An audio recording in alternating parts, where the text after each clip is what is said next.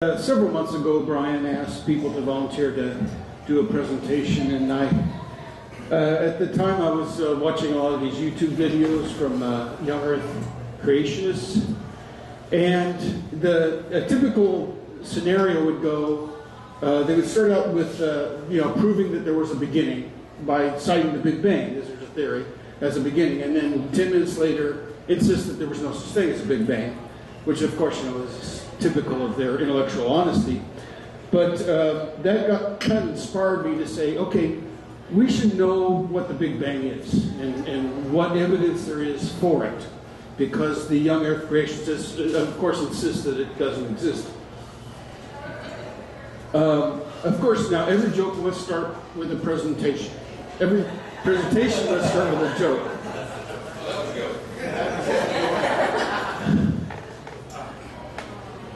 Does anyone know a good joke about the Big Bang? Have you ever tried Googling Big Bang jokes? You get a couple million hits about something that has absolutely nothing to do with the Big Bang. There's a comedy show called Big Bang Theory that actually has absolutely nothing to do with the Big Bang. They've never said anything. Okay, so let's start off by saying, okay, I'm going to use the word "we" a few times through this, and it's a bad habit of mine. When I say "we," I actually am talking about a group of which I am not a member, and that is the group of the consensus among astrophysicists. And when I say "we," it means I'm not an astrophysicist, but that's kind of like the consensus of the astrophysicists. So the simplest statement is the Big Bang is the instant the universe started. Now, I'm going to just skip right over this, the definition of the universe, because we could go on for hours and hours talking about what the definition of the universe is. If you trace the history of the universe back until you get to one point, because the universe is expanding, and if you just say, okay, we'll run that in reverse, at some point you get the universe in an infinitesimal speck. It is a gravitational singularity. And now what a gravitational singularity is it's a point in which gravity becomes infinite and volume becomes zero. So, and a very critical thing to remember here is that time, in this situation, time has no meaning. According to general relativity, at a gravitational singularity, time has no meaning. Hawking kind of uses the term divide by zero. When you try to do anything with time in a gravitational singularity, you get a divide by zero. Black holes are gravitational singularities. We've learned a lot about the Big Bang from studying black holes. It's not a coincidence that Stephen Hawking has done a lot of work on black holes, and it is also a lot of work on the Big Bang. They are very closely related, and a lot of what we know about the Big Bang we learn from studying black holes. Okay, let's go through the evidence for the Big Bang. And the very substance of the universe is an indication. The universe's matter is mostly hydrogen. But stars burn hydrogen. That is the fuel. Now some stars burn heavier elements than hydrogen, but mostly the sun and most other stars, mostly the primary fuel for stars is hydrogen. But we don't see any source for new hydrogen. So the fact that stars are consuming hydrogen, and there's no new source for hydrogen, and the universe is mostly hydrogen, obviously there was some start in the finite past. There was a start. And it's like, you're driving a car and it's got an almost full tank. You know you're consuming fuel as you drive along, and therefore you know at some point you put fuel in the tank. The cosmic microwave background radiation is very strong. indication of the Big Bang. The Big Bang was hot, very hot, and it has been cooling off. So the cosmic microwave background radiation is an attribute of the universe. It was discovered, well, it's been kind of known ever since we first sent rockets up after World War II. There was known, but the definitive work defining it and mapping it was done in 1964. So this is a relatively new thing. It's the same in all directions. It's the universe. It's the universe itself is the source of the cosmic microwave background. And microwave is a type of radiation. It's a very long wavelength radiation. We use it for communications and for radar, but it's just another form of radiation. And basically, it's the universe itself.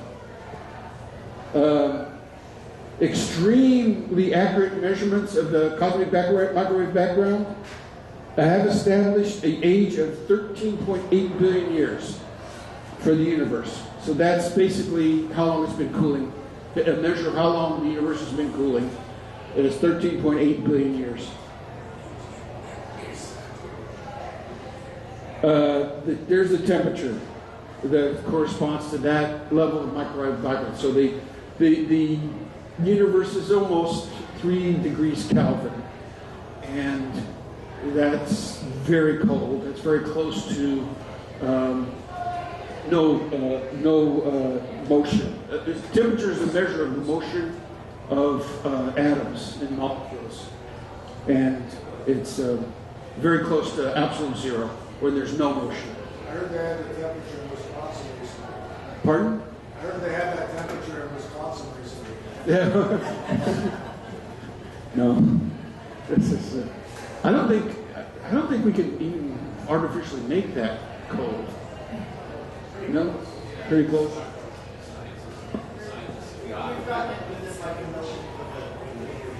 No, right? Okay. Now, so these are the things that are, the attributes in the universe that speak to the Big Bang. There's other things about the constituents of the universe, distance and motion, the Doppler shift. I'm sure you've heard of the galaxies that are moving toward us are shifted to blue, and away are shifted to red. And basically, this is as something is moving towards you, the waves get pushed together, so you get shorter wavelengths. As something is moving away, the waves get stretched out, so you get longer wavelengths. Blue represents a smaller wavelength, and red represents a longer wavelength. And that's why they talk about redshift when they're talking about cosmic attributes of galaxies. They'll talk about redshift. The only galaxy that's blue shifted is Andromeda, which is our closest neighbor galaxy, which indicates we're there's like 2 or 3 other galaxies that are closer, but they're also much smaller. Andromeda is, they're the satellite galaxies. What are they called? Magellanic Clouds. Yeah. Those are satellite. Those really are part of the Milky Way, but the Andromeda is very separate from us and is moving toward us. The further away a galaxy is, the more the redshift is. So the way we can tell this redshift is that a star will emits a kind of a continuous spectrum of energy, and the stars are sitting in mostly hydrogen and helium.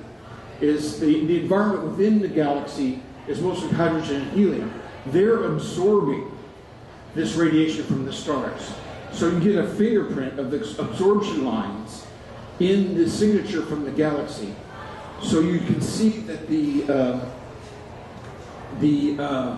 if those lines are shifted to the red, the longer wavelengths, that means the galaxy is moving away, and the more the shift, the further away it is. Standard candles, the measurement of distance, we can use these different ways of measuring these very, very long distances. Distance is inversely correlated with age. That is, what that means is, the further away you look, the larger the stars are, and there are more and smaller galaxies. Very critical point. The further away you look in the universe, the larger the stars are, and the more and smaller the galaxies are. There's less metal, more hydrogen. Now, the astrophysicists talk about anything heavier than helium as a metal. It's a smoother universe. That is, there's on the smaller scale, there's clumping, but when you look on a very large scale in the universe, it seems very smooth. The structure of the universe, again, smooth on the large scale, lumpy on the small scale. Smaller than 300 million light years. The universe is lumpy young. Hang on, guys. Let's wait. Let him finish because he's on time here. Okay, yeah, I'm running out of time. Yeah. Larger than 300 million light years. Now, a light year is the distance light can travel in a year. That's 5.9 trillion miles. And thanks to the federal budget deficit, we know what a trillion is. Used to be hard to understand. What's a trillion? Check out this website. This is fascinating. Atlasoftheuniverse.com. Very fascinating website. That you can see this effect in the Atlas of the Universe. The history, Edwin Hubble. That's him. One of the leading theoreticians on this. In 1929, he used the Doppler shift to show that galaxies are moving away, and the further away they are, the faster they're moving. In 1924, he showed that most of the nebula clouds in the universe were galaxies outside the Milky Way. The Cepheid variable stars, he used Cepheid variables as a standard candle. And in 1906, he set the Illinois State High School record for the high jump. And this is named after him. That's where it got its name. Georges Lamotte, I hope I'm not butchering that name too much. He was Belgian. He was a priest. He first published the idea of the expanding universe. He used Hubble's data to publish this idea. In 1951, Pope Pius declared that his theory provided scientific validation for creation. He stood up to the Pope and said, no. Because he knew that what he was explaining here was completely different than what the Bible says. And he ran with a good crowd. In 1931, he proposed running the expanding universe back that would result in a primeval atom in the finite past, sometime in the finite past. He didn't have the 13.8 billion year time that we have now. Fred Hoyle coined the term Big Bang as a term of derision. And one of the nice things about this was I got to meet Fred Hoyle in researching this. He was a very, very interesting, fascinating person. And again, 1964, the cosmic microwave background. I wanted to keep bringing the cosmic microwave background. That before I had read about cosmic microwave background, I was a steady state. I believe in steady state, but this is really convincing. The cosmic background is very convincing that there was a Big Bang. The Big Bang has been the prevailing cosmology theory for the past 50 years. Observations of millions and billions of galaxies support it. I'm going to skip ahead here because I'm out of time. Here we get our 10 to the minus 36 second stuff that we all wanted to talk about. This is very critical. That there was mostly hydrogen. Wait a minute, this is wrong. Well, other than hydrogen, we get helium, deuterium, and helium-3, very little lithium. So these are the primordial elements of the universe.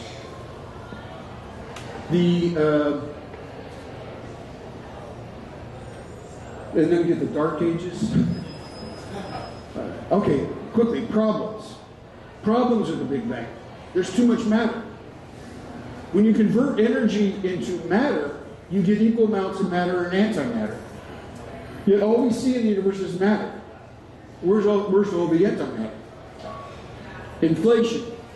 I skipped over inflation very quickly, but there was a period in the very early history of the universe where some very understandable things are happening. I'm going to put it that way. The inflation, it's some of the explanation for the early history of the universe is hard to, at least for me, it's very hard to comprehend.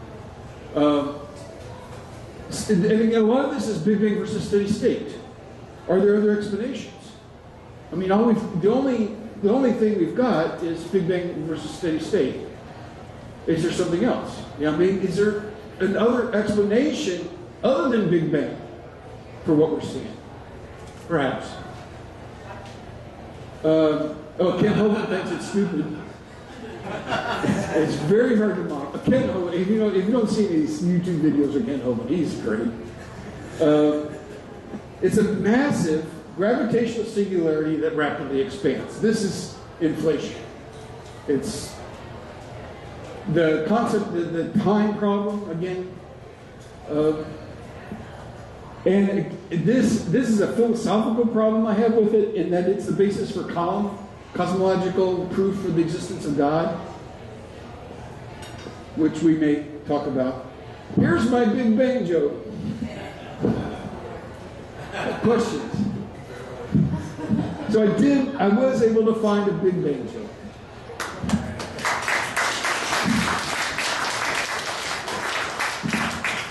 All right, so we'll do a little Q&A. Yes, Kevin in the back. More of a statement. The cosmic background radiation. So everybody hears that when you're tuning the radio stations. The static is most of that is cosmic background radiation.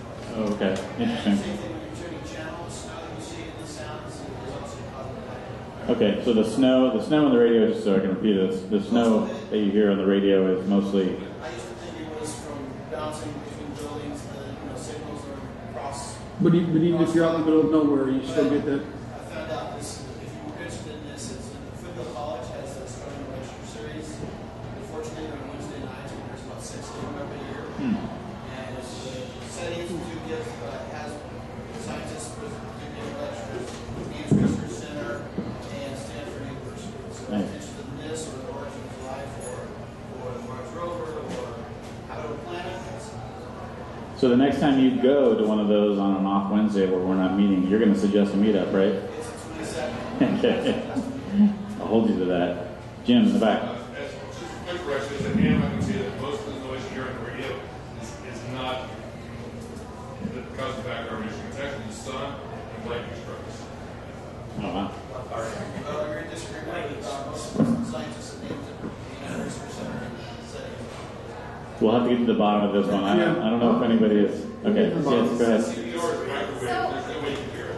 Hang on, guys. My question is, if in the Big Bang situation the volume is zero, could you call it an implosion rather than an explosion? When I hear bang, I think explosion, but Okay. Well, keep in mind, Big Bang was Fred Hoyle used the term Big Bang as a derision, right? So there was no sound, right? When you say Big Bang, you think of an explosion, right? It's not really an explosion. Could you call it an implosion since It's an expansion. No, it's a rapid expansion. Okay. But an implosion is the backwards. It's like a supernova that creates a black hole. That creation of the black hole would be an implosion. Implosion implies existing volume. An implosion is what happened before the Big Bang. Yeah, there are different multiverse. There are a lot of multiverse theories out there, and one multiverse theory is that it was an implosion from another bane. And yeah. Okay. Yeah. Thank you. Yeah, go ahead. You mentioned early on that we heard a lot about the Big Bang from black holes. Yeah. An example of something that's from black holes into the science. Mr. President. No, the question is that I said we've learned a lot about the Big Bang by studying black holes. And, well, a lot of it is the singularity aspects of it, the problems with time. And when you look at the issues of time, one of the things that we're calling a podcast I heard from Neil deGrasse Tyson when he was talking about what happens when two black holes collide. And it's a hard problem to solve because there's this time problem that black holes cause. The general relativity's time variable. I don't know. Variable's not the right word, but there's a lot of this stuff about time. Yeah. One thing I'm curious about the Doppler effect is not evidence is not that the galaxies are faster, are moving faster as they are far away, but the most evidence is that the movement is the same in every direction. Right. Yeah. Well, actually, that the red shift for the distant galaxies. Yeah.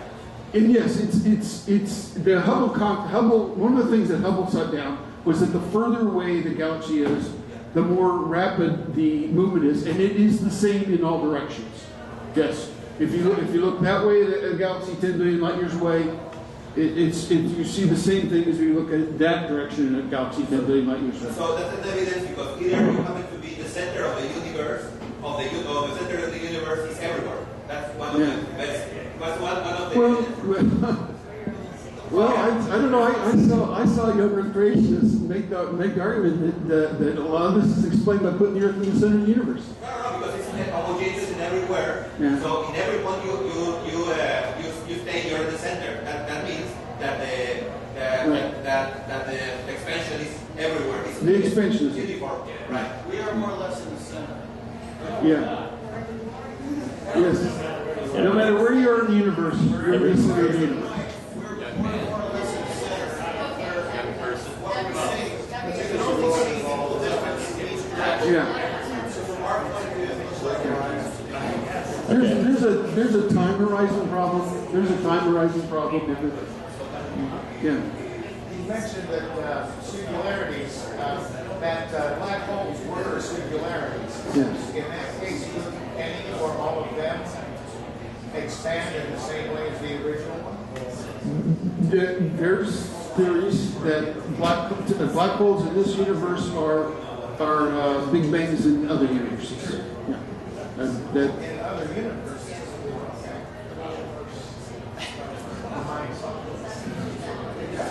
Any other questions for Peter? No, I don't want to talk about multiverse. All I know is there's multiverse theories out there, and one of them involves black holes in this universe being the source for other universes. Maybe when we get yeah. Okay. Thank you. All right. Anybody else have a question for Peter? Otherwise, we'll give him a nice round of applause and thank you.